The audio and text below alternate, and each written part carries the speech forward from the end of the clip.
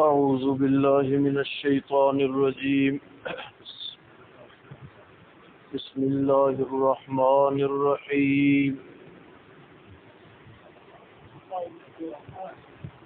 والسماء والطارق وما أدراك ما الطارق النجم الثاقب إن كل نفس لما عليها حافظ فلينظر الإنسان مما خلق من ماء دافق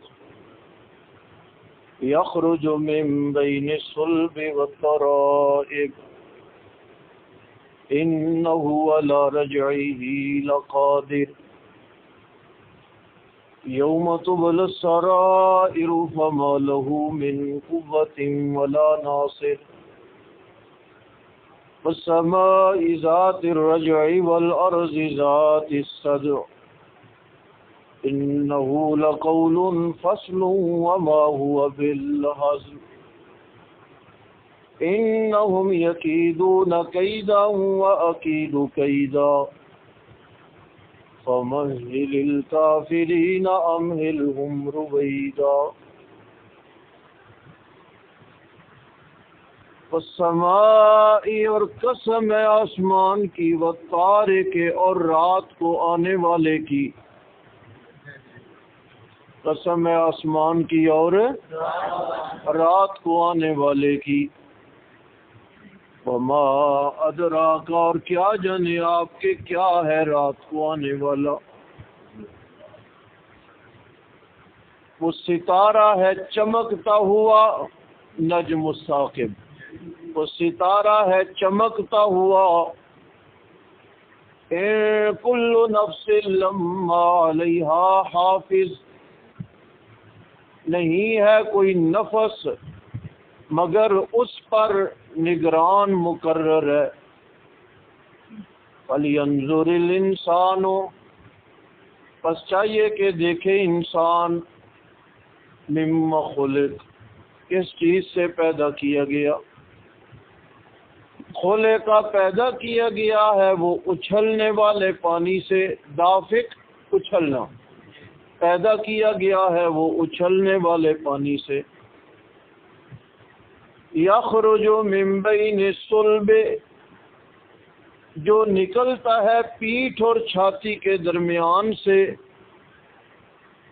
انہ علی رجعہ لقادر بے شک وہ ذات اسے لٹانے پہ قادر ہے. یوم تبلی السرائر جس دن ظاہر ہو جائیں گے راز. فما لہ من قوت پس نہ ہوگا کوئی زور ولا ناصر اور نہ کوئی مددگار.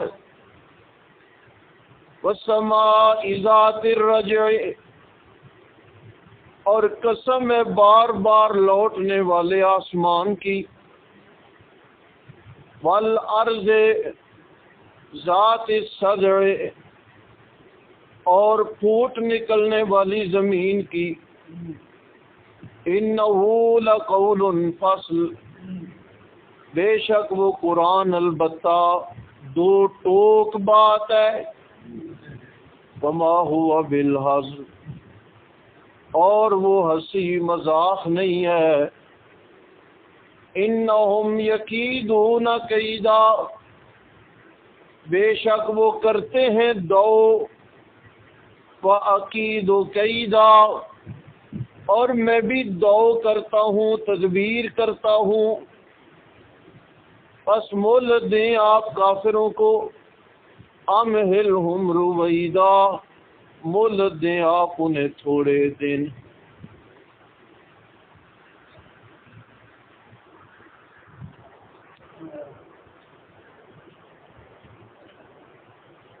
طارق کے بارے میں بہت سارے دیگر اقوال بھی موجود ہیں.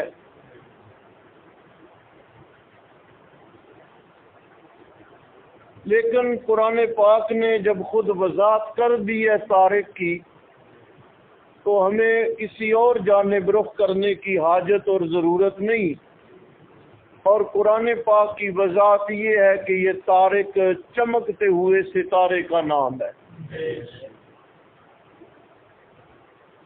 اب رات کو آنے والا مہمان، روندا جانے والا راستہ، دیگر جو کچھ بھی ہے اس پہ کوئی لمبی چوڑی گفتگو کرنے کی ضرورت نہیں، اس لیے کہ قرآن پاک نے جن لفظوں کی خود وضاحت پیش فرما دی ہے، ہمیں ان لفظوں میں قرآن کی وضاحت کے علاوہ کسی اور وضاحت کی طرف جانے کی ضرورت نہیں.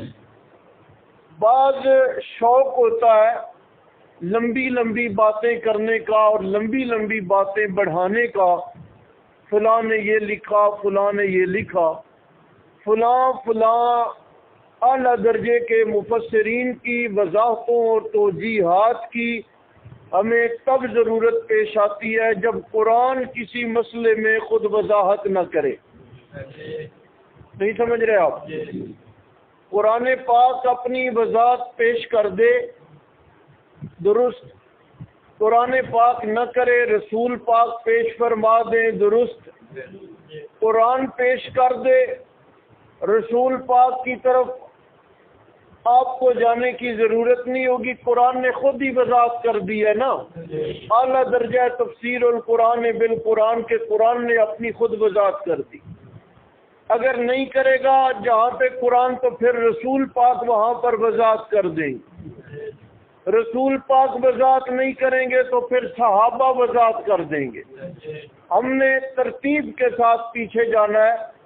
قرآن نے یہاں پہ وضاحت کر دی ہے کہ کیا جانے کہ طارق کیا ہے. فرمایا وہ چمکتا ہوا ایک ستارہ ہے، اس کا نام ہے طارق. بس ہمیں یہ کافی ہے.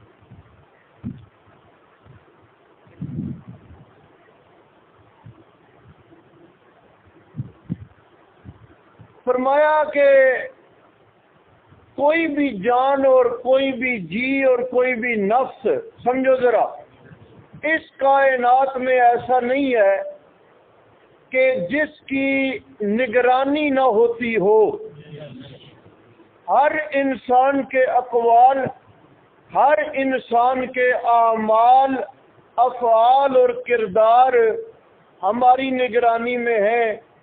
اللہ نے ستارے کا ذکر کیا، پھر اللہ نے انسان کے نگران کا ذکر کیا ہے بتانے کے لیے کہ جب کائنات بنی ہے اس وقت سے چل کے آج تک آسمان پہ چلنے والے اور ان جگمگانے والے تاروں کی میں اللہ نے نگرانی کی ہے نا، تو اے بندہ تیرے اعمال کی نگرانی میرے لیے کوئی مشکل فَلْيَنْظُرِ الْإِنسَانُ، یہ احساس دلایا جا رہا ہے. دیکھ تو شے کی ہے نا جی، دیکھ ذرا تو چیز کیا ہے.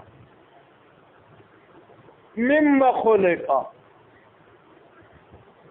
تیری پیدائش کا مٹیریل کیا ہے. خلق من ماء دافق، اس پانی سے تو پیدا ہوا ہے جو اچھل کے ایک شرمگاہ سے باہر نکل آتا ہے. دیکھنا ہے تو پیچھے سے کیا. میں اللہ نے پانی کے ایک قطرے سے تیری اتنی لاجواب اور اتنی بہترین شکل و شباہت بنائی ہے کہ پانی کے قطرے سے ہی بھینس بنی ہے، پانی کے قطرے سے ہی دیگر جانور بنے ہیں، اس پانی کے قطرے سے تو بھی بنا ہے، لیکن تجھے بنا کے میں اللہ نے قسمیں کھانا شروع کر دی ہے. بھینس دودھ نہیں دیتی. اب یا سو جائیں یا بولیں میں کیا کرتے ہیں آپ، روز کا کام ہے، آپ نئے نہیں ہیں. اللہ تعالیٰ کی بے پناہ نعمتوں میں کیا دودھ نعمت نہیں ہے؟ لیکن اللہ نے قسم نہیں کھائی بھینس کی کہ میں نے یہ کمال کی شے بنائی ہے. انسان کی بات آئی ہے تو تین، زیتون، طور سینین، بالاد یمین اور پھر لقد. عام طور پہ لوگ کہتے ہیں 4 قسمیں، 4 نہیں ہے. یہ جو لقد ہے نا، یہ بھی قسم کا معنی دے رہا ہے. خلقنا الانسان فی احسن تقویم، ہم نے انسان کو اعلیٰ درجے کا خوبصورت بنایا ہے.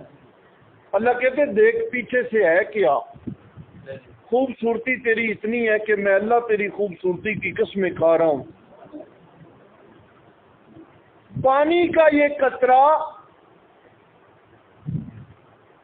پیٹھ اور چھاتی کے درمیان سے نکلتا. ایک معنی عورت کی چھاتی سے یہ نکلتا ہے، مرد کی سلب پیٹھ سے نکلتا ہے، اور دوسرا معنی وہ یہ ہے کہ پیٹھ انسان کے جسم میں نچلے حصے کا نام ہے، چھاتی اوپر والے حصے کا نام ہے. لہذا پیٹھ اور چھاتی بول کے پورا جسم مراد لیا گیا. 2 معنی مفسرین نے دونوں کیے. ایک یہ کیا کہ مرد کا نطفہ الگ جگہ سے اور خاتون کا الگ جگہ سے، اور دوسرا یہ کیا کہ اللہ نے یہ 2 لفظ بول کے پورے جسم کی بات کی ہے، کیونکہ انسان کی غذا سے خون پورے جسم میں پھیلتا ہے، اور یہ پانی کا قطرہ چونکہ اسی خون سے بنتا ہے، لہذا پورے جسم کے مجموعے سے نکلا ہے. لہذا اللہ نے 2 لفظ بول دیے. انہ علی رجعہ لقادر. ایک پانی کا قطرہ گوشت بنا ہے، ہڈیاں بنی ہے، چمڑا چڑھا ہے، ماں کے پیٹ میں 9 مہینے کے لگ بھگ بڑی ترتیب اور بڑے سلیقے سے اس کی شکل و شباہت بنتی رہی ہے، اور 3 اندھیروں میں میں نے اس کے وجود پہ نقش و نگار کیا ہے. جب اس وقت پہلی بار بنانا کوئی مشکل نہیں تھا نا، تو علی رجعہ لقادر، روز قیامت اسے دوبارہ زندہ کرنا بھی میرے لیے کوئی مشکل ہے. میں قادر ہوں، میں طاقت رکھتا ہوں. یوم تبلی السرائر، اس دن راز کھل جائیں گے، ظاہر ہو جائیں گے. آج کچھ گناہ ہے نا جی، لوگوں کی نظروں میں آ گئے، اور کچھ گناہ ہے کہ پتہ ہی کوئی نہیں کسی کو، اور بعض گناہ ہے کہ ہمیں بھی پتہ کرتے ہوئے یاد ہی نہیں رہتا کہ ہم گناہ کر گئے. اللہ کہتے ہیں یہ سارے تیرے سامنے آ جائیں گے، کوئی چھپا نہیں رہے گا. فما لہ من قوہ، نہ اس دن کوئی زور چلے گا، ولا ناصر، اور نہ کوئی مددگار ہوگا.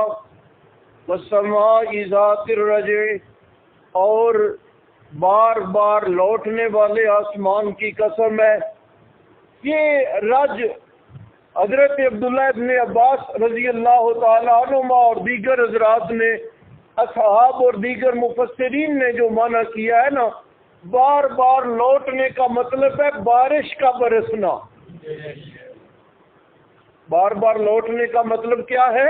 بارش کا برسنا. ٹھیک ہے جی. بار بار آسمان لوٹتا ہے، یعنی بار بار آسمان سے بارش آتی ہے، بار بار آسمان پہ ہمیں سورج نظر آتا ہے، بار بار ہمیں آسمان پہ چاند اور تارے نظر آتے ہیں.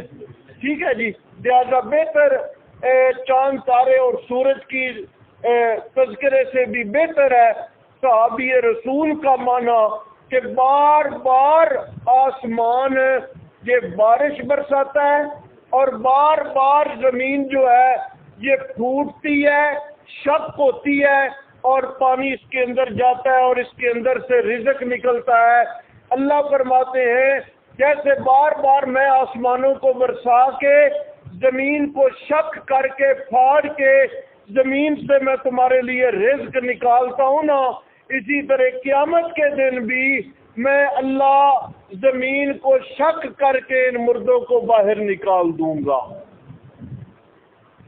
ٹھیک ہو گیا؟ یہ مثال دی گئی ہے. فرمایا رزق تمہارے سامنے نکلتا ہے نا. آج ہم نے بیج ڈالا ہے، چکر لگانے جاتے ہیں نا جی، بیج نکل آیا نہیں نکل آیا، فرمایا تمہاری آنکھوں کے سامنے نکلتا ہے. اسی طرح اس دن یہ گواہ ہے زمین اور تمہارے رزق کا نکلنا. جیسے آج رزق کا نکالنا مشکل نہیں ہے، اسی طرح کل اس زمین سے مردوں کا نکالنا بھی مشکل ہے. انہو لقول فصل، بے شک وہ قرآن دو ٹوک بات ہے. اچھا قرآن یہاں پہ جی کیسے ذکر آ گیا یاد رکھ لیں. اللہ نے آسمان کے برسنے کا ذکر کیا ہے نا، فرمایا جیسے آسمان سے بارش برستی ہے اور زمین پہ پڑتی ہے اور زمین کا قیمتی حصہ اور بہترین حصہ اپنے وجود سے رزق، میوے اور فصلیں بیر نکالتا ہے، اسی طرح قرآن کا نزول بھی آسمانوں سے ہوتا ہے اور انسانیت کے بہترین حصے پر یہ قرآن اثر کرتا ہے اور ان کا زنگ اترتا ہے، میل کچیل اترتی ہے اور ان کے وجود پر بھی یہ قرآنی احکامات نظر آنا شروع ہو جاتے ہیں. سمجھ آ گئی؟ جیسے بارش کے آنے سے زمین پہ اثرات ہیں نا، اسی طرح قرآن کے نزول پہ انسانیت پر بھی اس نزول کی اثرات. اور یہ دو ٹوک بات ہے، اس میں کوئی ہل و حجت نہیں. وما ہوا بالحزل، اور یہ مذاق اور ہنسی کی بات بھی نہیں کہ کوئی کھل کھلائے کہہ کے لگائے نا. دو ٹوک بات ہے. انہم یکیدون کیدا، یہ دو لگاتے ہیں، تدبیریں کرتے ہیں قرآن کو مٹانے کی، قرآن کی مخالفت کرنے کی. یہ آپس میں بیٹھ کے مشورے کرتے ہیں. وَأَكِيدُ كَيْدًا، اور میں اللہ بھی تدبیر کرتا ہوں. یہ قرآن کو مٹانے کی تدبیر کر رہے ہیں اور میں اللہ قرآن کو بچانے کی تدبیر کرتا ہوں اور ساری دنیا کی تدبیریں ناکام ہیں. میں اللہ کی تدبیر اتنی طاقتور ہے، یہ مٹانے پہ لگے ہوئے تھے، میں نے اتنی عظیم کتاب کو لوگوں کے سینوں میں محفوظ فرما دیا. لہذا میرے نبی آپ کافروں کو مہلت دیں اور انہیں مہلت دیں، کچھ دیں، آپ انہیں کرنے دیں جو کچھ کرتے ہیں. دو لگا رہے، تدبیریں کر رہے ہیں، آپ ذرا میری تدبیر بھی دیکھیں. آپ انہیں کچھ دیر مہلت دیں، وقت آئے گا اور میں اللہ ان کی گرفت کروں.